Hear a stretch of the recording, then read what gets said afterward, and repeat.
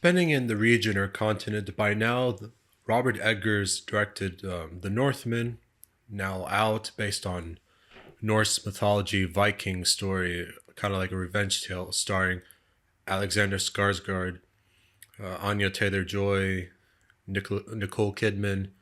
I forgot who else is part of the cast. Also, Willem Dafoe is in the movie as well. And you know what? With Eggers now releasing his third directed movie, it made me go back and watch The Witch. He collaborated with Anya Taylor Joy as well, and for both of them, this is like their first time really doing something like a major motion picture. For her, it was her first starring role in a major film, and for Robert Eggers, his first time directing a full feature film. So, knowing that they collaborated again this year, I wanted to go back in time before. And I just want to mention The Lighthouse, another film I saw from Robert Eggers, also starring Willem Dafoe and Robert Pattinson. Great movie. Despite it being in black and white, I still liked it very much.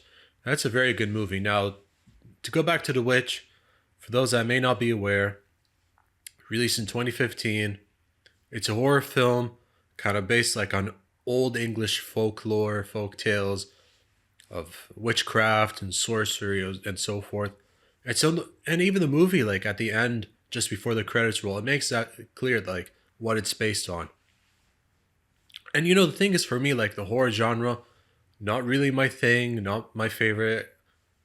I mean, this movie in particular, there weren't any jump scares, unlike maybe the horror slasher genre. But this kind of film, it's just kind of like weird, creepy sort of thing, even like a little bit disgusting at some moments. But still, I gotta say, like, it's still a great film. It's a very good, well crafted movie. Like, really stayed true to its lore. It stayed true to the source material it got itself based on. So I thought it was still very good, and even the rest of the actors, the rest of the cast were still very good. But if there's anything I noticed throughout, it's like the colors.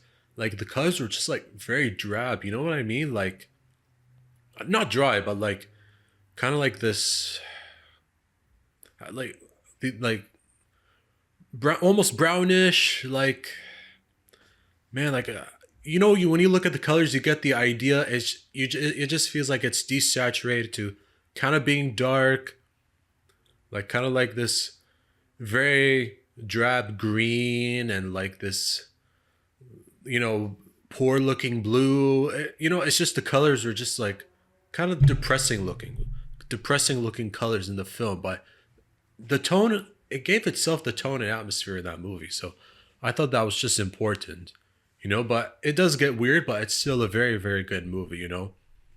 And religion like plays a part in the movie. Like I think, if I'm correct, like the father of this family like kind of defies religious perception, like defies religious laws in this English town, and they were banned and so forth. And so because of this witch in the woods, people in the family, like, you know, there was this little baby, and his fate, not exactly the most fortunate. He gets taken, he's seemingly lost or otherwise, which I won't spoil.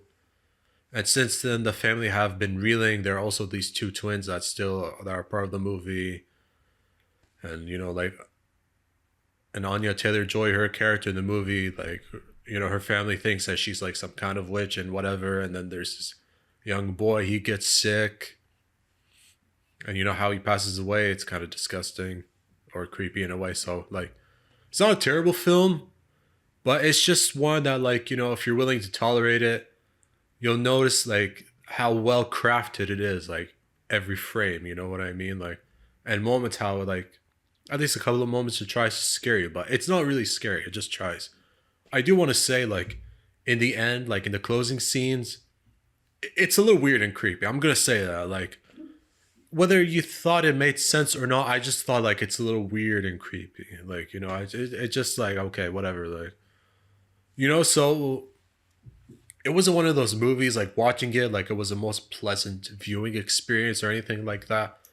But I mean, I just wanted to go back and see the kind of work Robert Eggers did. Also, how Anya Taylor Joy got his own got wow, sorry, that was embarrassing. Anya Taylor Joy got her own acting career started in the movies since then. And you know what, in my opinion, like for her, some of the other movies she has made since then, I like more. I kind of like Split actually. Glass was fine. I really liked her portrayal in The Queen's Gambit. That was an excellent series. You know Emma, like I gotta recommend Emma. I think that's still an OSN plus. Emma is a really great and excellent film. Like especially the cinematography in that movie, like the kind of shot selection in Emma and her character. So if any of her movies I liked more, I would say Emma. But that's a really excellent film.